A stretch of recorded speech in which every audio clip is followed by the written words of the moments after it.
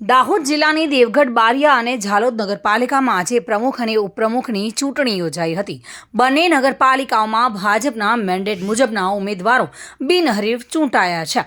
દેવગઢ બારિયા નગરપાલિકામાં પ્રમુખ તરીકે ધર્મેશભાઈ કલાલ અને ઉપપ્રમુખ તરીકે તારાબેન બાલવાણીની વરણી થઈ છે, જ્યારે ઝાલોદ નગરપાલિકામાં રેખાબેન વસૈયા પ્રમુખ અને ભાવનાબેન ડામોર ઉપપ્રમુખ તરીકે ચૂંટાઈ આવ્યા છે। બંને નગરપાલિકાઓમાં ચૂંટણી પ્રક્રિયા પ્રાંત અધિકારીની અધ્યક્ષસ્થાને યોજાઈ હતી। મામલતદાર અને ચીફ ઓફિસરની ઉપસ્થિતિમાં આ પ્રક્રિયા શાંતિપૂર્ણ રીતે સંપન્ન થઈ હતી। પ્રમુખ પદ માટે ભારે ખેંચતાણ અને મથામણ જોવા મળી હતી। ભાજપે ધુરંધર કાઉન્સિલરોની બાદબાકી કરતા આ મુદ્દો ચર્ચાનો વિષય બન્યો હતો।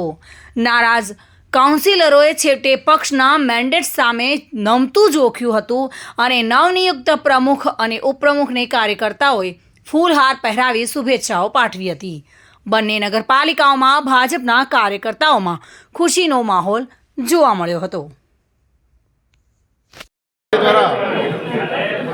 ઝાલોદ નગરપાલિકાની પ્રમુખ ઉપપ્રમુખ માટેની ચૂંટણી યોજાઈ હતી, જેમાં ભારતીય જનતા પાર્ટીના મેન્ડેટ તરીકે પ્રમુખ તરીકે શ્રીમતી રેખાબેન ટપુભાઈ વસૈયા, ઉપપ્રમુખ તરીકે શ્રીમતી ભાવનાબેન મુકેશભાઈ ડામોર અને કારોબારી ચેરમેન તરીકે દિનેશકુમાર શંકરલાલભાઈ પંચાલની જાહેરાત આજરોજ કરવામાં આવી।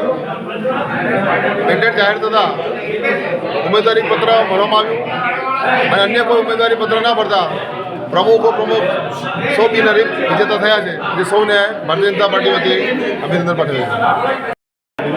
आज भारतीय जनता पार्टी में मैंने प्रमुख तरीके नियुक्त करेल છે, तो भारतीय जनता पार्टी નો ખૂબ ખૂબ આભાર માનું છું। ભારત માતા કી જય।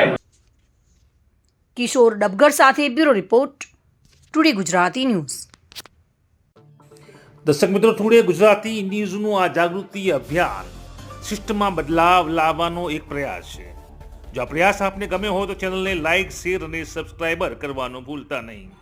ગરીબ લોકોને પણ સુખાકારી સુવિધાઓનો હક છે, તે આપ પણ સ્વીકારતા હો તો આ વિડીયો શેર જરૂર કરજો।